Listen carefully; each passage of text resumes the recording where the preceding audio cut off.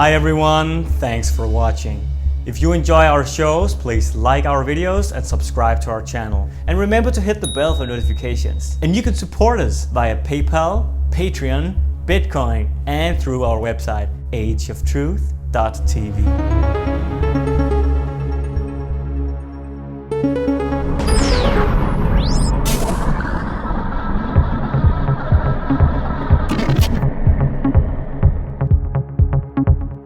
Hello and welcome to this Age of Truth TV update. I'm Lucas Alexander in Copenhagen, Denmark. It's the 28th of April 2020, and here in Copenhagen we're still facing the lockdown due to the COVID-19 coronavirus. But our neighbors, Sweden, they are in a different situation. Therefore we go to a friend of the show, Dr. Jacob Nordangård, in Sweden, in Norrköping.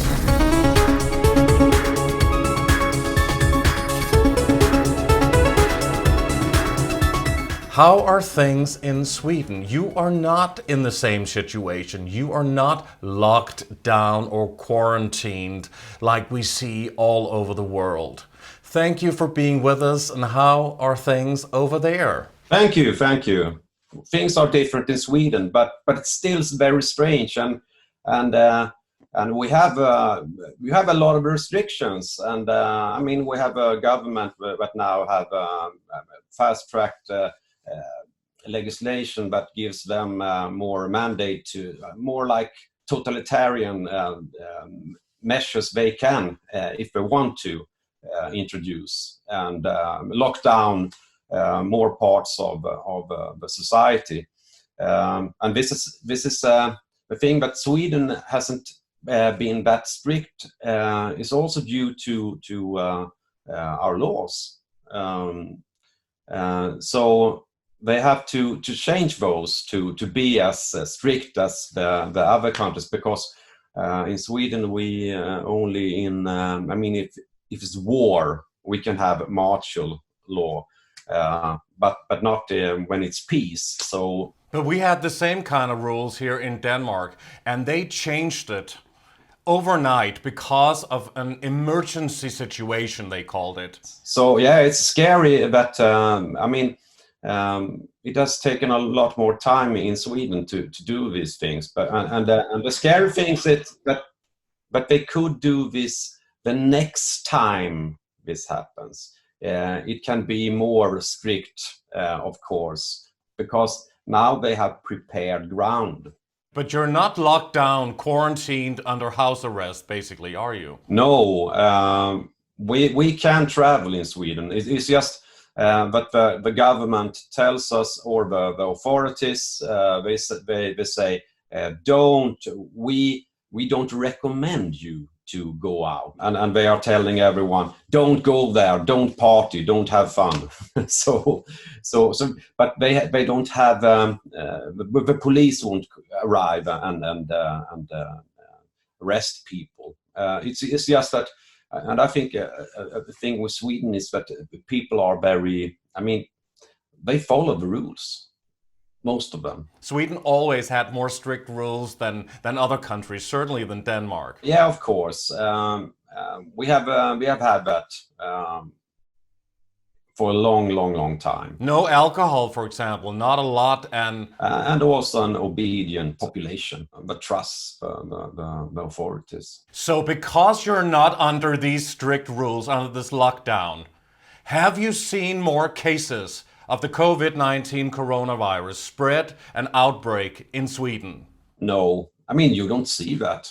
I hardly know anyone that has actually had this. What do the statistics say in Sweden compared to the rest of the world? Not a big difference. I know a lot of people, they are complaining here in Sweden and says that we have to have these stricter measures because it's spreading, but it's not. I mean, if you look at the statistics, it's very few cases. I mean, if you compare to the influenza seasons. It's very, very little compared to it. And then we have a lot of problems with how these cases are reported and everything. I don't want to go into these things, but it's a lot of questions that comes up, and how this really is taken care of, and how it's reported, and how the media look into it, and it's very strange, everything. So in your opinion, is the COVID-19 coronavirus as lethal, dangerous, horrifyingly destructive as the politicians, health experts, health authorities and the mainstream media is telling us? No. This is scare tactics. This is an old trick that they have tested before, and it's Corona is the perfect storm to introduce new totalitarian measures, totalitarian control all over the world. This is a dream come true.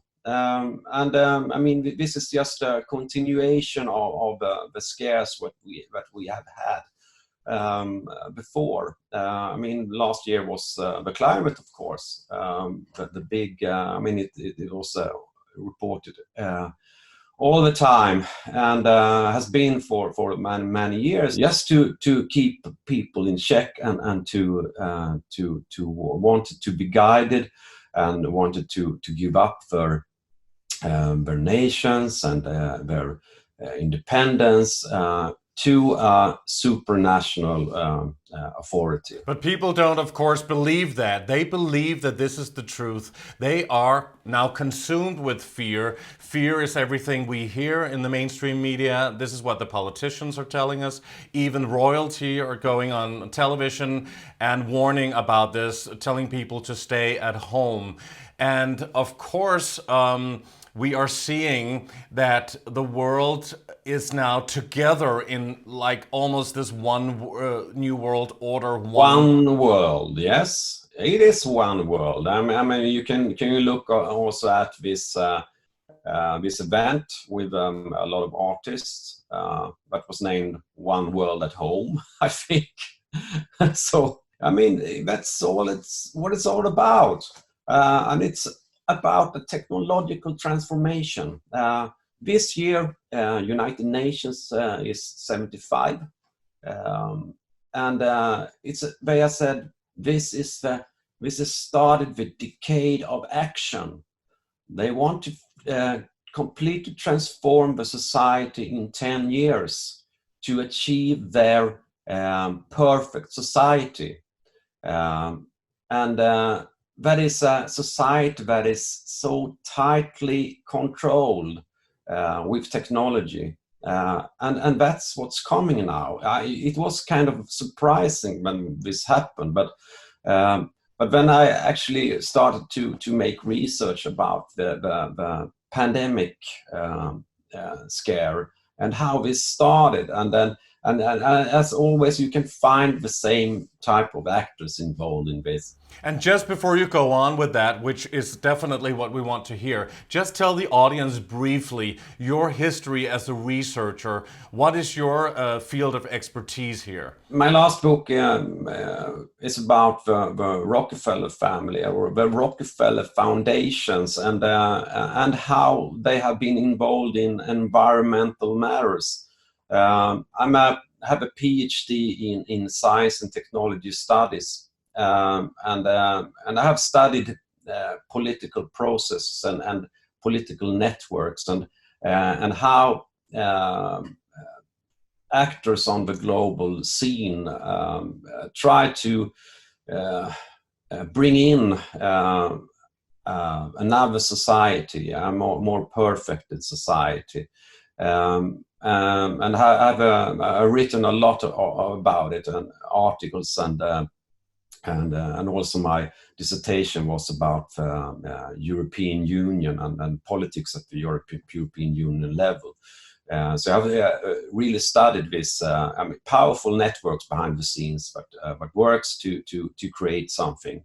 but benefits these very influential actors and big corporations. So is this the new world order we're seeing being implemented right now? Yes, this is the world order. This is the new international economic order, as the Trilateral Commission has named it. But they are not there yet. But they have this time span, I would say, to 2030 to get there. We have another organization called the Club of Rome. I think I talked about them the last time we discussed these things. And they said now, with this corona crisis, that this is more or less the same agenda, and this is an opportunity to achieve these goals that they had, and the European Green Deal. All this, that is part of this digital transformation, because everything should be digital in this new society for the environment. And the Club of Rome also said that if we don't do this now, we will have crisis after crisis after crisis until we accept this. So do you think that it is an eugenics, depopulation, UN Agenda 21, UN Agenda 2030, climate change, New World Order plan? Yeah. I mean, this is planned, and if you go back to, I mean, I have studied the Rockefellers, and I have studied, and especially a report that they wrote in the late 50s called the Special Studies Project. They were, and this was a report that was headed by Henry Kissinger, and then we find the Rockefeller brothers and a lot of experts from United States, especially.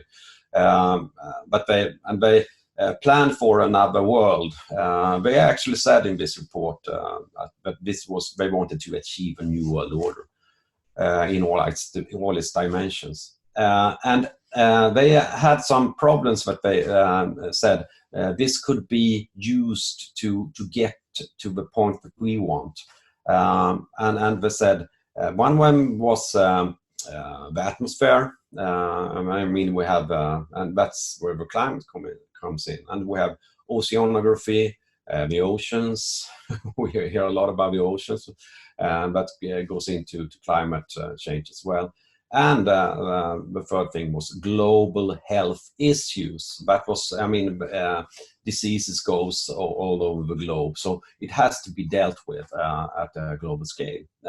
So they discussed it then, and then they discussed it before that as well. I mean, the Rockefellers was very into medicine from the beginning in the early 20th century, so they have been huge in that. So they laid the ground to this, and this with pandemics we have had some on during the 20th century. Spanish flu and was the most famous or infamous, killed a lot of people in the world. And later on, HIV and AIDS, of course, and then we've had the swine flu and Ebola and all that. Yeah, we were very scared about these things. I mean, I was a teenager when the AIDS scare came in. I mean, people were very frightened to handshake, and when we didn't know how this actually could get us. So, yeah, so we have had this scares. I mean, and the thing is, the difference between climate scare and these diseases is that diseases is more, it's easier to get everybody on board, because everyone, I can die of this disease. I mean, climate is, I mean, it goes very slowly, slow processes, and it's harder to scare with. So you don't think that the COVID-19 pandemic is a real virus? Or are you saying that you think that they created it in a lab? I don't know. The things I don't really know, I don't want to express here. But the thing is, this has been planned. I don't want to talk. I don't. I mean, talk about how. I mean, we know now that the virus hasn't killed that many people as they said in the beginning. Things can change. We don't know, and we don't know if it's made or not. But we can speculate about that. But the thing is, they had these exercises before this event 201 or event 21. I would say that it is actually meant to be. Just a few months before this happened, with I mean, we have the Bill and Melinda Gates Foundation and World Economic Forum. Please talk about Bill Gates for a moment. We hear about him every day on the mainstream news, and he's been pushing vaccines and vaccinations for years and years and years. He came out recently and said nothing will go back to normal the way that it was. Before everybody will get a mandatory vaccine, even for traveling and everything else. But Bill Gates is not a doctor, is he? How is he? You've been studying, you're an expert on the Rockefeller family. How is Bill Gates possibly connected to the Rockefellers? You just have to go back one generation with Bill's father, William Gates. He's called Bill Gates as well. He was a director at Planned Parenthood. And Planned Parenthood is a Rockefeller supported organization, and Bill's mother also had this Wall Street connections, and they were very into the same people, and also we find the IBM. I think it was his father that was also connected to the IBM. And this is very well connected to the Rockefeller network.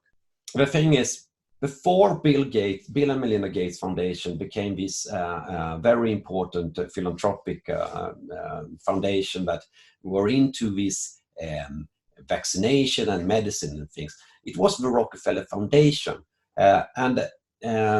And they actually more or less gave Bill the, okay, you will take over this part of the agenda. So they supported him in the beginning, and to set up, we have this organization called Gavi, the Vaccine Alliance. This was from the beginning a Rockefeller initiative that was transferred more or less to Gates Foundation. So the Rockefeller Foundation and the Bill and Melinda Gates Foundation have a lot of cooperation as well. And then we found them in the Good Club with these philanthropists that went together and talked about how will we achieve our goals for the world, how will we create this world that we want. And he certainly, Bill Gates, he created or invented the antivirus program for Microsoft. Yeah, it's funny, isn't it? So why not for humanity, huh? Yeah, and this Microsoft, these are very important today. It's no coincidence what we find. Bill Gates, all the Silicon Valley, together with the big pharma vaccine industry, because it's their agenda now. We can see who have benefited on this corona crisis. So this is part of a digital smart agenda, is it? Yeah, it is. It's for the smart society, and the thing that's happening is that everyone, all the small businesses, they have to close down and everything. The schools have been shutting down, and we have to do everything online. Who benefits? Those who, Amazon, I think they have recruited, I don't know how many people now, and those who sell this thing. That we now talk through. I was supposed to be in Copenhagen, but couldn't go because they have we can go over the borders. Big tech, they love this. This is perfect for them, and they wanted us to be used to not be together more. We should be online together, not in the physical world. And that's why they invented the term social distancing. Don't go close to anybody, don't touch anyone, don't hug, don't kiss, don't stay too close to your friends, even family and loved ones. How can this social distancing situation and agenda that we are actually facing right now, how can that affect people in the future? We people need our humans. We need physical contact. We need, it's devastating for us to have this. But the thing is, we now have big tech that have new plans for the future, because they more or less want to create an artificial copy of the real world. And I know the Swedish multinational company Ericsson, they have a program called for future technologies about Internet of Senses. It's like watching a Black Mirror episode. It's just these stupid technologies. But it's so why? Why should we create this? We have the real world. We can meet, and we can do all these things in the real world, but they want to create this stupid artificial copy of everything. But more people are waking up these days. So this war on consciousness, is that basically to try and imprison people, certainly through collective mind control? This is a war against mankind. That is what it is. It is against us. And I think that is, now it's more important than ever that we act and do something about this. Because, we don't want this. Why should we accept it? And also, the thing is, we have the best weapon in the world against this. We have the truth. That's something that they can't beat us in the end. It's impossible. And all these technology that have, it's nothing. It's stupid. So yeah, and I feel that as well, as people are waking up, and now it's very important that we gather all the and also not to. The thing is, now we have so much disinformation from everywhere. So these guys, and not only females as well, but use lying.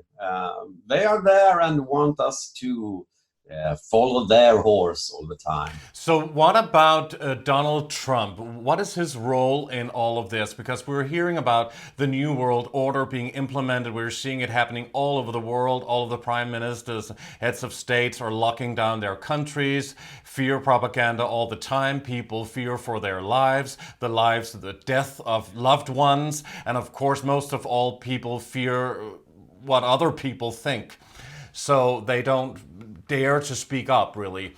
But Donald Trump, some people speculate that he's actually he wants to drain the swamp and is part of this, the so-called white hats behind the scenes in the deep state, trying to take down the deep state as we know it in America. Is that speculation, or do you think there's any truth in that? I think it's more or less like a psyop.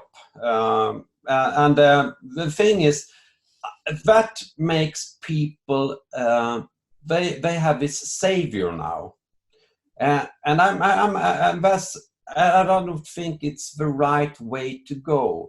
And if you, I have been researching the Trump administration. Has he drained the swamp? I would say that he has hired the swamp. He is speaking in code, isn't he? I mean, we are hearing a lot up from Q, and we are hearing about you know, him actually going against a lot of things, also trying to take down this whole pedophile network behind the scenes. I would say one thing about that, because this with taking down pedophiles, what is the promise of a new technology, the new technological order? It is that you can find people. You can everything about everyone will be in this database, and you can find these people that do bad things. So this is a part. I would say that this is a part of it, and that's kind of a code for those that are in the know. If you look into the people that are involved as funders to Donald Trump, I mean, we have Jared Kushner in the background to Trump as well, and we found these people are very connected to big tech, big technology corporations. One of the Trump's, his technology advisor is Peter Thiel from Palantir. And they are benefiting from this crisis. This is a perfect movement for me. And I want to say another thing with the corona crisis. It is that it's actually are merging left and right. It is merging this. I mean, we have this. Everyone is scared of the virus, and now we have. I mean, I don't know. I suppose you have it in Denmark as well. We have this. The government suddenly has these national symbols behind them. You talked about something called building a third temple. What does that mean? What are you referring to? Jared Kushner, Trump's son-in-law, he has been involved in peace negotiations, a new peace deal for Israel and Palestine. And it was ready just in January. And Trump, a couple of years ago, I think it was in 2018, it was when Israel was 50 years. They coined, they made a coin of Donald Trump in Israel, with Trump and the Emperor Cyrus, the Persian emperor. The Persian Emperor Cyrus, he made it possible for the Jews to build the second temple. And now there's a movement in Israel that sees Trump as the one that will make it possible to rebuild the Temple of Solomon again. Where we have Jared Kushner and this Shabbat movement. And it's a huge thing, and we also have Christian evangelicals in especially the United States that is into these things and actually sees that this is going to happen and I want it to happen. This is dividing the truth movement a little bit, and I guess we'll have to see what will come out of it after this whole crisis. How long do you think this corona crisis will last here in our remaining moments? They want to achieve this with the ID 2020, the digital identification for everyone, and want to connect this with the vaccination for everyone. So I think we will have to live with this corona scare for a while until they have this vaccine, and then they will make it hard for people that don't have a vaccine to travel, because they will incorporate. The thing is, the European Union, as well as this organization ID 2020, we are working with this, and European Union, they said last year they had a roadmap for a vaccination card and passport for Europe. As I say, a passport and vaccination card, that's the same. But they wanted to have in place to 2022. But what about people's own sovereignty, natural law, people being able to decide for themselves whether or not they want to take medicine or vaccines or anything else? I mean, isn't that a human rights violation if you're not allowed to choose for yourself? Yeah, of course it is. So it's very serious. The thing they want to do is they want to have this, if you want to participate in the future society, you have to have this digital ID. I mean, you can say that, no, I don't want to take this vaccine, but it comes with a price. But you may not be allowed to travel. So, do you have some final thoughts to share with us today? We have to do something now. We have to cooperate with each other now and start something new. We need our new world order, I would say. That's what we have to work on now. Not just to wait on a savior, on a horse, not to think that Trump will fix everything. We have to do it.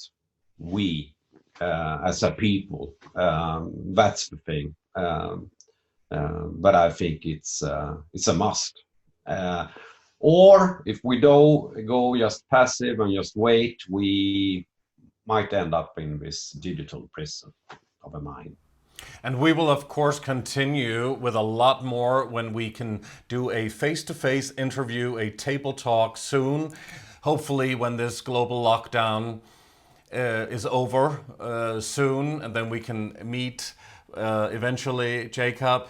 But it's been nice talking to you, just sharing some thoughts about what is going on in the world. You've been studying this for a long time, and if you can just mention your website and how people can find out more about your work and perhaps get a hold of a copy of your books. I have my book here. That's the Rockefeller, Controlling the Game. I have it in English and Swedish, so, and it can be ordered from my web page, stiftelsenfarus.org, and you can just Google my name, and you can. I have a personal web page as well, Nordangård.se. So you can find everything there. Great. It's been great to just have you on the show for a little while here today to talk about what is going on. I want to thank you very much, Dr. Jacob Nordangård, for taking your time to say hi to us here at Age of Truth TV. Yeah, thank you, Lucas. Yeah, thank you very much. It's a pleasure. Thank you very much to Dr. Jacob Nordangård, and thanks to all of you for watching this Age of Truth TV update today. You can support us by clicking onto our website, ageoftruth.tv. And please like our videos, subscribe to our channel, and hit the bell for notifications. Your support is greatly appreciated. On behalf of the AOT TV team, we thank you for watching, and we'll see you again soon.